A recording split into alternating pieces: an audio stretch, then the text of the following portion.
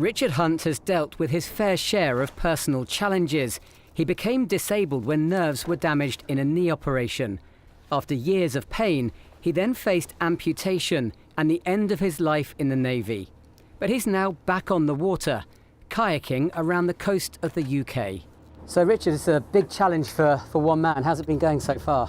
It's pretty well. It's had a couple of days of bad weather after we started off and got caught in Lymington for a couple of days, but I've paddled 6 out of the last 8 days, so it's gone pretty well so far. Let's help you launch it then. You can show me what it's like out on the water. Brilliant.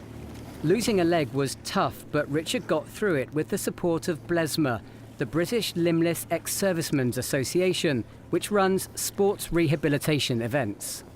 It was brilliant, absolutely brilliant. There was guys there from the military, same as me. They were missing limbs, the same as me. The same banter was there, and there was nobody there to do things for you. You had to do it yourself.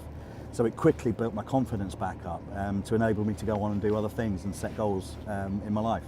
Richard will be at sea for 5 months, paddling more than 2,000 miles. The first time anyone's done this in a sit-on-top kayak.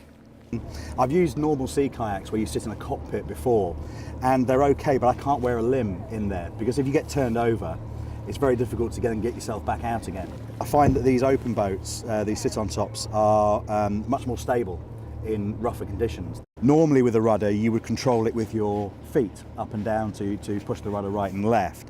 Now obviously that's a little bit tricky for me, no problem on the right side, the left side's a bit more tricky. So I drop the rudder using this little toggle here, and then on the other side of the boat I have a hand control which allows me to turn the rudder right and left, and that's the only real adaptation that the boat's had. Richard continues west tomorrow. He hopes to be back in Gosport by September. James Ingham, BBC South Today, Weymouth.